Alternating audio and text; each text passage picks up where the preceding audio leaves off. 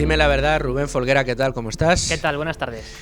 Bienvenido de nuevo un día más aquí. Gracias por tu trabajo, que es el de bucear, el de recabar datos, el de ir pintando con los datos de la realidad todos los relatos que aquí hacemos sobre las cosas que pasan.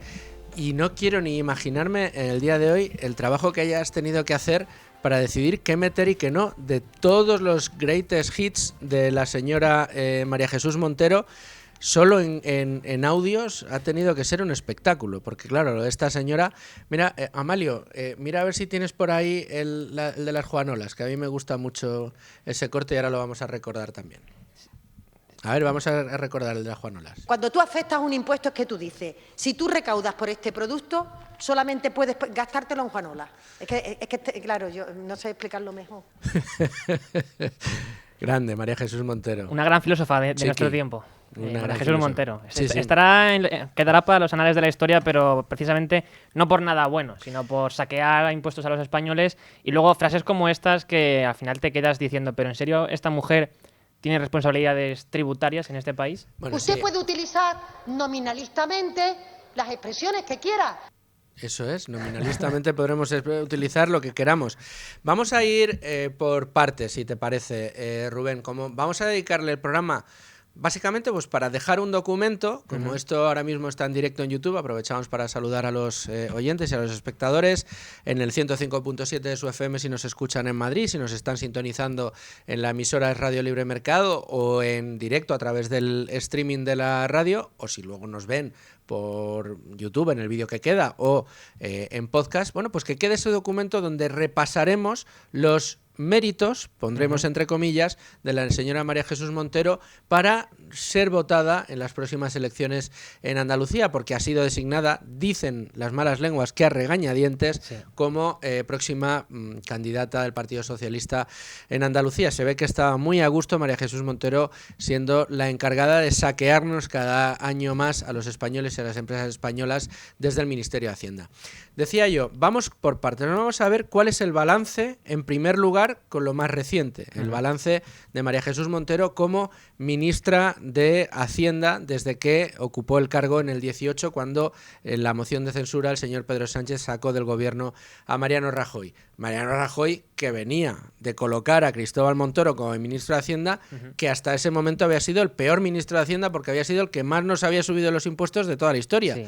Pero es que este lo ha hecho bueno. Sí, porque veníamos de un presidente de gobierno que se jactaba en el Congreso de los Diputados de decir que él dijo que iba a bajar los impuestos y los había subido, ¿no?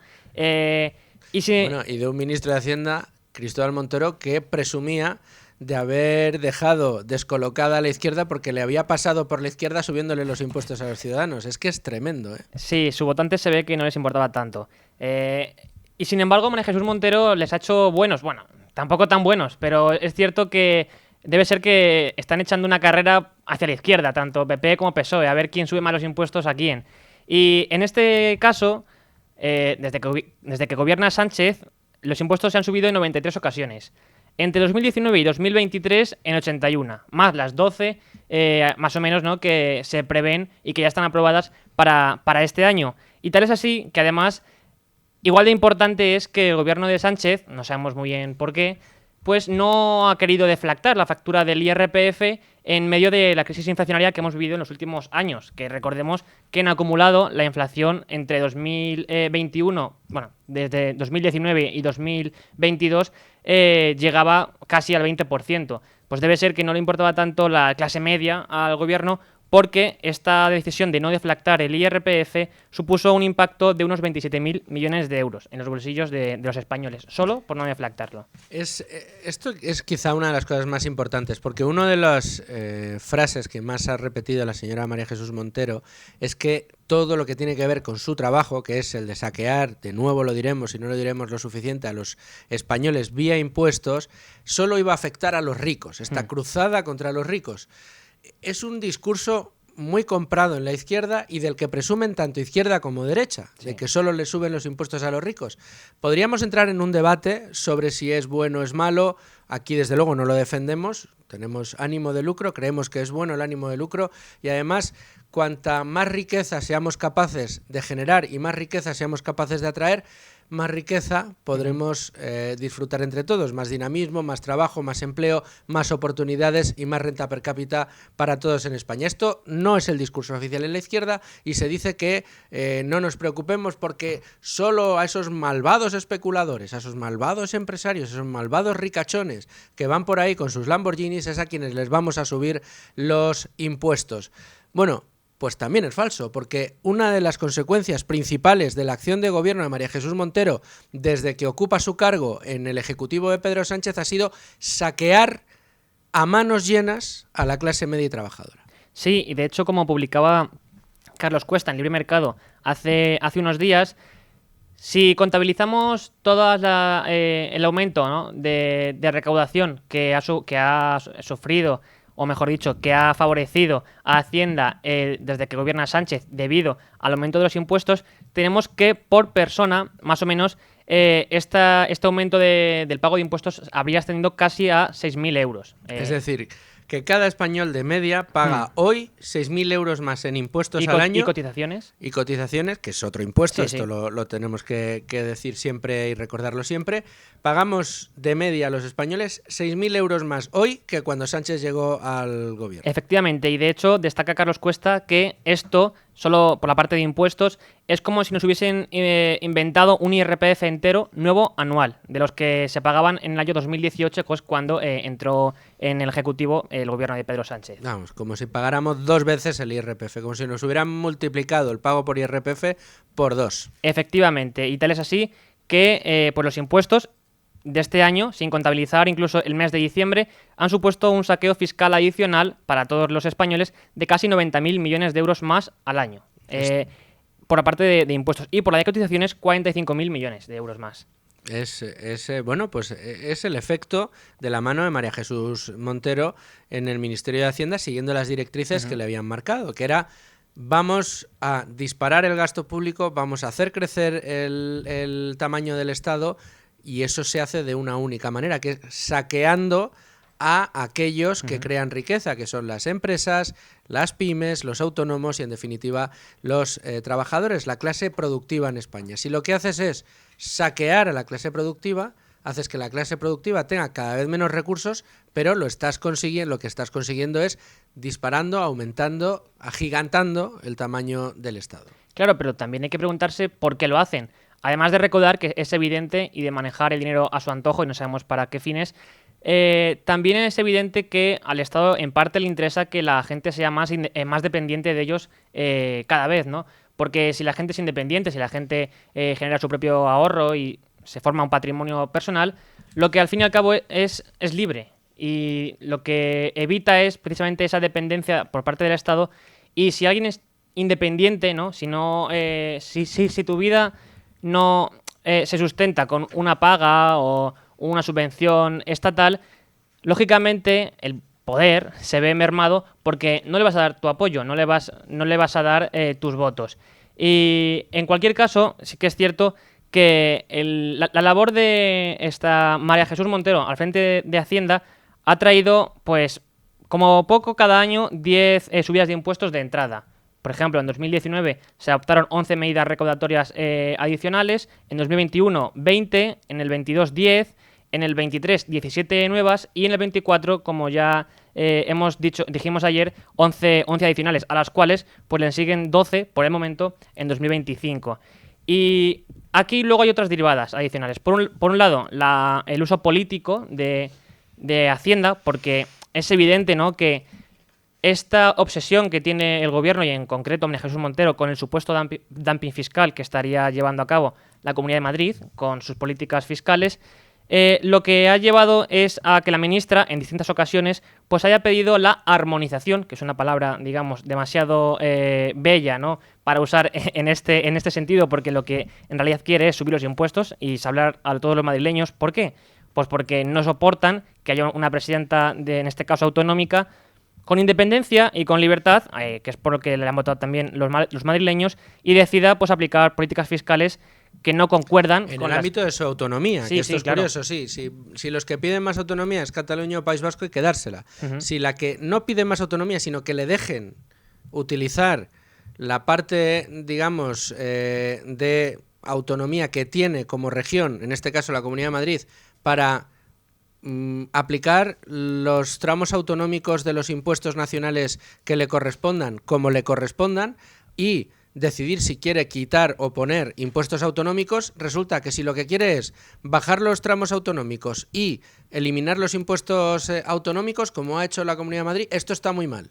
Esto está muy mal. Si además resulta que haciendo todo eso cumple las teorías sobre los impuestos del AFER y lo que consigue es que se incrementa la recaudación siendo la comunidad autónoma que más recauda, además de una manera muy notable respecto a las demás en lo que a la solidaridad interterritorial se refiere a la hora de repartir los impuestos, insisto, si la que más recauda es la Comunidad de Madrid, bajando más que ninguna los impuestos, esto fastidia todavía más a la señora Montero, que lo que quiere es que todos incrementen su cuña fiscal en sus comunidades autónomas para que ella no quede tan mal, ¿no?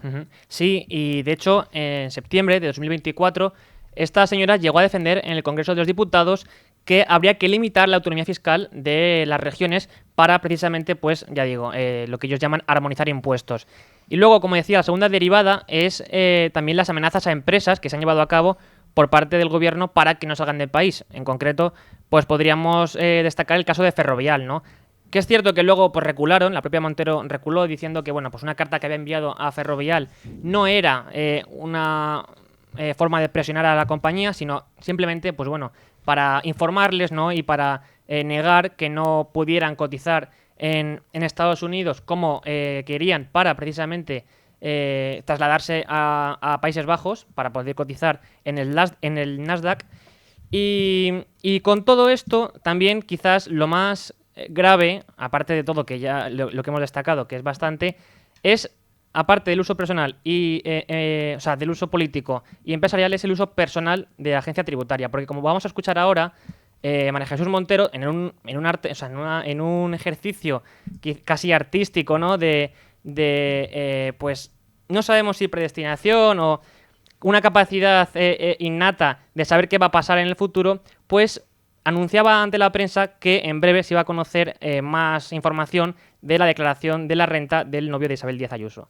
La señora Ayuso debe dimitir, el señor Feijóo tendría que estar pidiéndole explicaciones a la señora Ayuso y no estar permanentemente echando paletadas de tierra a todas las cosas que conocemos, que surgen, y me imagino que en los próximos días tendrán ustedes acceso a más información que a todos nos escandalizará.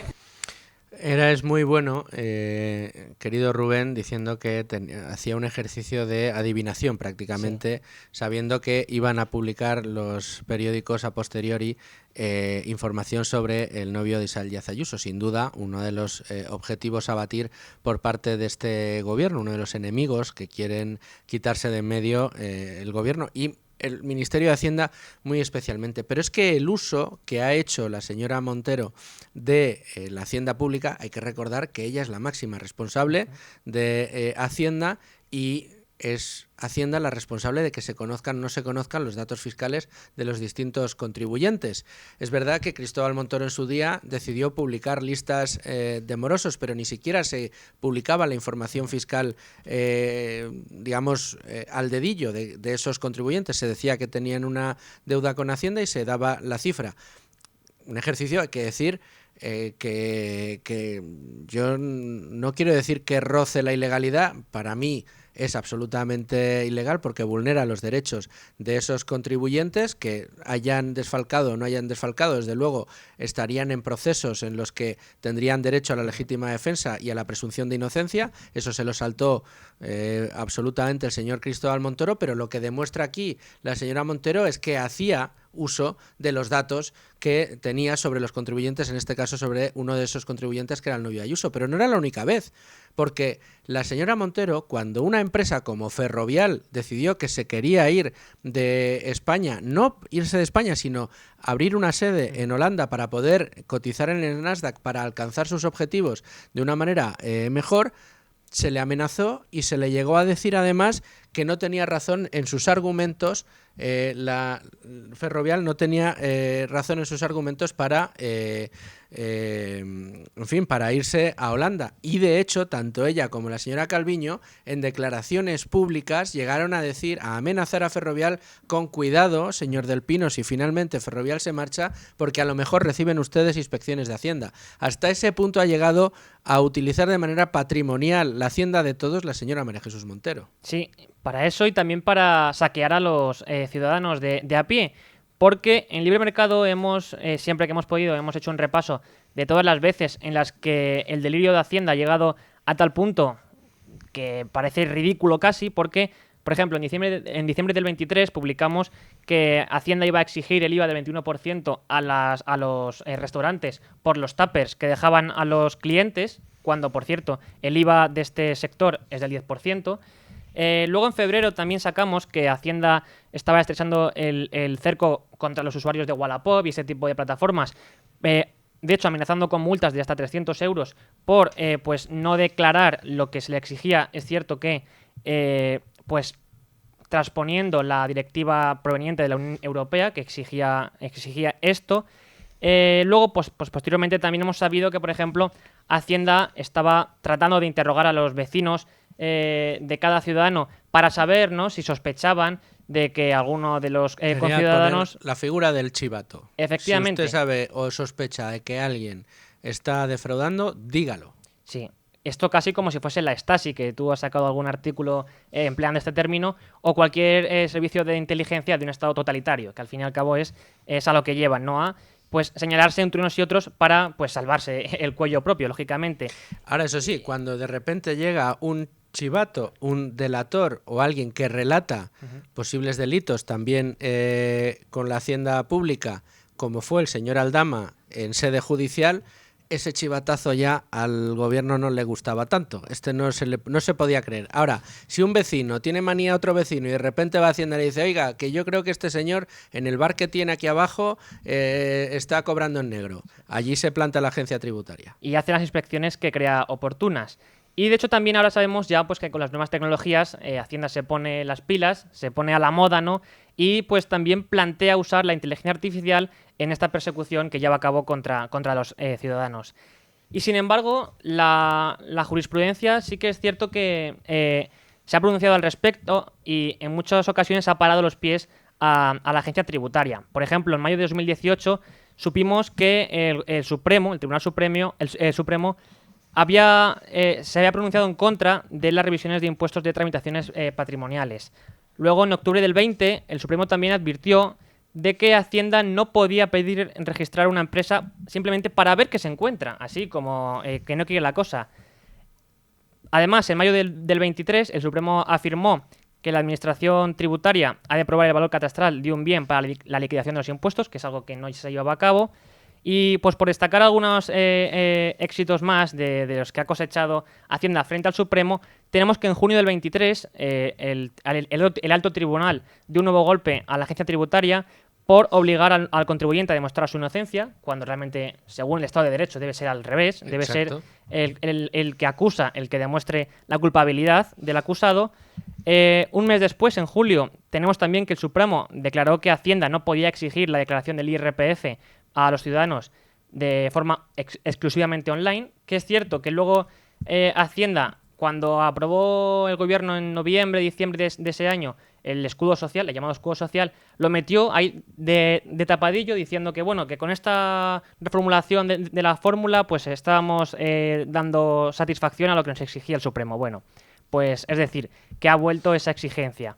Y en octubre del 23 también el alto tribunal recordó a la agencia tributaria que no puede acceder a un ordenador personal sin la orden de un juez, que es algo que yo creo que cualquiera ve como evidente, menos María Jesús Montero. Y en julio de este último año, de 2024, el Supremo también ha prohibido a Hacienda hacer interrogatorios en los registros domiciliarios, que es algo que por lo visto también llevaba a cabo la agencia tributaria en su persecución ya casi sangrienta hacia los españoles. En definitiva, el Supremo ha fallado en multitud de ocasiones en contra de los abusos de la agencia tributaria. Esto daría para no un programa más y solo en exclusiva, sino la fórmula empleada por Hacienda contra el ciudadano, contra las empresas, contra los autónomos de este país, debería ser objeto de estudio por las fórmulas que utiliza y por la forma absolutamente avasalladora que tiene de ir en contra del ciudadano, obligándole a tratar de demostrar su inocencia y casi no dejándole ninguna alternativa a la defensa de sus propios intereses, entre otras cosas porque Hacienda cuenta con todos los recursos del Estado para ir en contra del contribuyente, y el contribuyente en muchas ocasiones no puede perder ni tanto tiempo, ni tanto dinero, ni tanta reputación en defenderse durante años de una acusación falsa por parte de la agencia tributaria. Yo puedo decirlo abiertamente, yo he sido víctima de este chantaje de la agencia tributaria pidiéndome una sobrevaloración sobre un bien que yo había adquirido a precio de mercado ante notarios sin ningún tipo de problema, pero la agencia tributaria me decía, me da igual, si usted quiere, recurra. Claro, el recurso me costaba más que la multa que me pedían, con lo cual, bueno, pues como no tengo el poder que tienen otros, ni los recursos que tienen otros, tuve que transigir y aceptar y pagar la multa. Lo digo abiertamente, ya me hubiera gustado a mí poder recurrir y gastarme un dinero que no tenía en recursos infinitos durante años para que al final un tribunal o el Tribunal Supremo me terminara dando la razón, porque eso sí, aunque pierdan los recursos previos, la agencia tributaria sigue recurriendo y recurriendo. Es, en definitiva, una forma de actuar que no es única de la escuela de María Jesús Montero, esto hay que decirlo, ya el señor Montoro lo perfeccionó y mucho, y lo que ha hecho Montero en este caso ha sido mantener ese nivel de presión pese a todas las sentencias que en el Supremo le han quitado la razón a la agencia tributaria. Pero no solo de pan vive el hombre, no solo del actual gobierno ha vivido María Jesús Montero, también tiene un pasado en la Junta de Andalucía, y lo vamos a repasar con ayuda de nuestro analista de cabecera. En el día de hoy nos hemos ido hasta Málaga para hablar con el profesor de Economía de la Universidad de Málaga, con el profesor Che Cabello. ¿Cómo estás, profesor? Hola Luis Fer, ¿qué tal? ¿Cómo estáis? Feliz año a todos. Feliz año, señor. Muchas gracias por atendernos. Y traigo a un personaje que creo que conoces bien, porque aparte de todo lo que hemos repasado ya en el programa, de su paso por el Ministerio de Hacienda desde 2018, tiene un pasado del 13 al 18 como consejera de Hacienda y de 2004 a 2013 como consejera de Sanidad en la Junta de Andalucía. Efectivamente, nosotros aquí en Andalucía la conocemos muy bien y de hecho tiene mucha historia aquí que hace increíble pensar cómo Pedro Sánchez ha podido elegirla como la candidata o precandidata o como ellos denominen a ese dedazo, ¿no? Que son las primarias. Y que nosotros los andaluces pues que traguemos con eso, ¿no? O sea, el concepto del votante andaluz que puede tener Pedro Sánchez, yo me echo a temblar, porque aquí tenemos una historia con esta señora que yo te podría resumir en una palabra: traición. O sea, es una traidora a los intereses andaluces, que tanto defendió o pretendía defender cuando estaba de consejera de Economía y antes de consejera de Sanidad, que como consejera de Sanidad dejó un desastre, ¿no? Con los menores gastos por paciente de toda España, cuando pretendía lo contrario, en fin, un desastre absoluto. Se salvó del tema de los ERE porque llegó la última, pero bueno, estaba ahí antes de Griñán, antes de otro consejero de Sanidad que también se lo llevó por delante los ERE. Bueno, tiene un historial tremendo, ¿no? Pero sobre todo, aquí lo que tiene es un cartel de traidora. Traidora porque todo lo que decía, como hace Pedro Sánchez, ha cambiado de opinión, y ahora todo lo que le requería al gobierno central, ahora ya no, y ahora ya solamente, digamos, la financiación va a comprar los votos necesarios, ¿no?, con los catalanes, a costa, lógicamente, del resto de españoles, entre los cuales estamos los andaluces. Por lo tanto, que se presente aquí como la candidata del Partido Socialista me parece un insulto a la inteligencia, la verdad. Me parece un insulto a la inteligencia por parte de quien la ha elegido y de ella misma. Che, solo por dar algunos datos. María Jesús Montero, durante el periodo en el que ostenta el cargo de consejera de Economía, de consejera de Hacienda, consejera de Sanidad, de Salud, responsable del sistema sanitario de salud en Andalucía, entre 2004 y 2013, tiene algunos datos que avalan su gestión, y lo avalan, pongámoslo entre comillas. Es capaz de hacer que el número de pacientes en las listas de espera en el sistema sanitario andaluz pasen de 60.000 a más de 100.000 pacientes, en números redondos. Estamos hablando de que, además de casi duplicar el número de pacientes en listas de espera, hace que el número de días en espera de esas listas se multipliquen por casi más del 50%. Pasan de 50 a más de 70 días de media de espera en aquellos años entre los 2004 y 2013, cuando ella es consejera de Sanidad. Pero no solo eso, durante su mandato en la Junta de Andalucía llegó a pagar unos 2,1 millones de euros a más de 100 directivos de salud en la región, mientras reducía la plantilla en 7.773 sanitarios. Una reducción de plantilla que, según algunos analistas de la época en aquellos años en Andalucía, estaba en parte detrás de del empeoramiento en la gestión y en el servicio, en la dotación de servicios de sanidad, de salud, a los andaluces durante esos años. Es decir, digamos que su paso por la Consejería de Sanidad no redundó en un mejor servicio para los ciudadanos andaluces en materia de sanidad, sino en un empeoramiento notable de esta prestación de servicio. Sí, bueno, y tiene una anécdota muy curiosa, ¿no? Que contaba Caravaggio en uno de los artículos antiguos, ¿no? Que decía que ella, cuando entraba en el AVE y volvía de Madrid, ¿no? Hablaba en el AVE como muchos hablan, que parece que está sola, ¿no? En el vagón y tal, y se puso a trabajar con su empleados, ¿no? De la consejería, y parece ser que un alcalde de Granada pues le pidió una inversión para un hospital que se estaba cayendo, ¿no? Y dice ella, mira, que lo declaren en ruina y nos lavamos las manos, ¿vale? El alcalde que haga lo que quiera, nosotros le echamos el muerto. Y a mí no me toquéis la polla. Eso fue lo que dijo. Esta señora es de la que estamos hablando. Que lo declaren en ruina. De lo que estamos hablando. Mira, otro dato. Sí. 10 hospitales hubo que cerrar durante su mandato.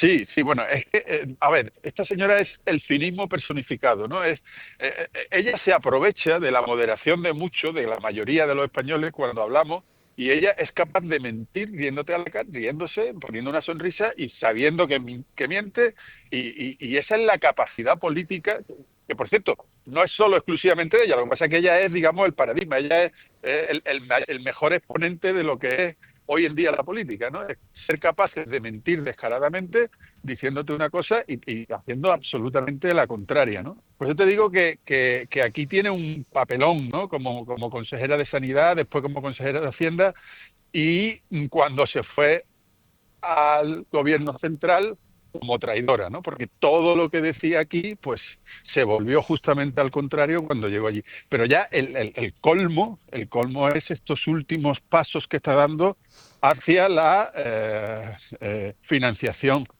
extra, ¿no? De los catalanes a costa de todos los demás.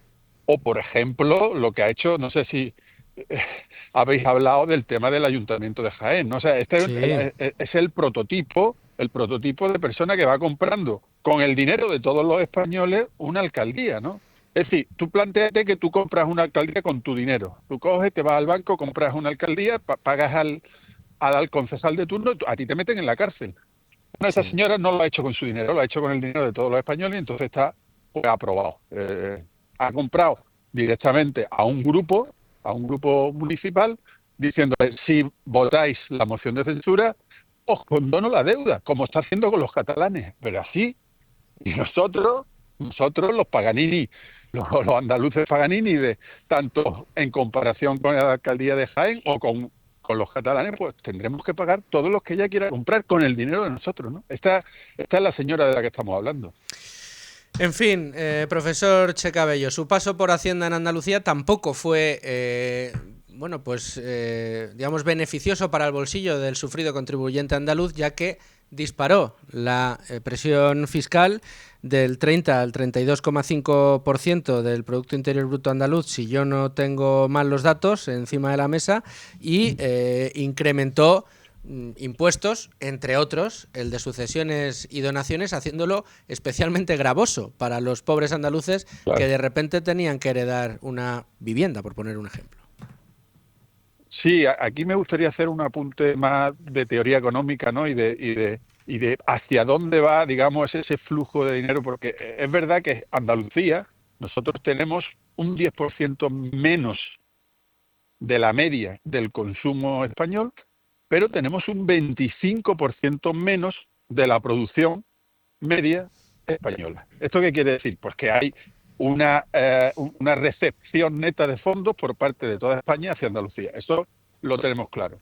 Ahora, con esta recepción de fondos podemos hacer dos cosas.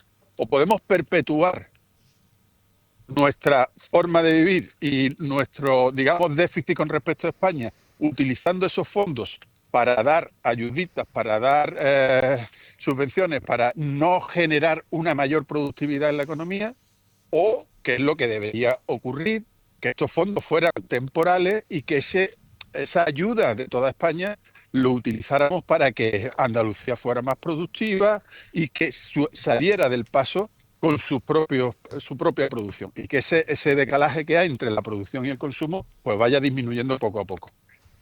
¿Cuál ha sido el problema que hemos tenido aquí con el Partido Socialista durante 40 años? Que esos fondos lo han utilizado precisamente para lo contrario. Un poco parecido a lo que ocurre con Europa cuando reparten fondos, ¿no?, a nivel europeo para salir a algunos países, ayudar a salir a algunos países de la crisis, y precisamente lo utilizan, como hemos hecho los españoles, no para salir de la crisis, sino precisamente para no salir. Es decir, en vez de ayudar con esos fondos a hacer unos cambios estructurales y ayudar a pasar el mal trago, pues lo que hemos hecho ha sido mal utilizarlo para mantener ese sistema que no es productivo y que al final tú no puedes salir por tu propio esfuerzo, sino que tienes que estar permanentemente pendiente de lo que te llegue, pues en este caso de España o de la Unión Europea. Entonces, el problema que ha pasado con Andalucía y con el Partido Socialista en concreto aquí ha sido que todo ese fondo extra que hemos recibido lo hemos utilizado para mantenernos en la cola de España. Es muy triste lo que ha sucedido en este historial que hemos repasado de María Jesús Montero como pues la persona responsable de guiar los designios desde el punto de vista sanitario y de Hacienda de Andalucía desde el 2004 hasta el 2018, que se dice pronto, ¿no? Todos los años que ha estado en Andalucía, más del 18 hasta actualmente, con la Hacienda de todos los españoles. Che, te agradezco muchísimo que hayas prestado tu testimonio, tu recuerdo, incluidas esas anécdotas de lo que hacía María Jesús Montero como consejera de la Junta de Andalucía durante sus años allí en vuestra región. Nada, gracias a ti, Luis Fer.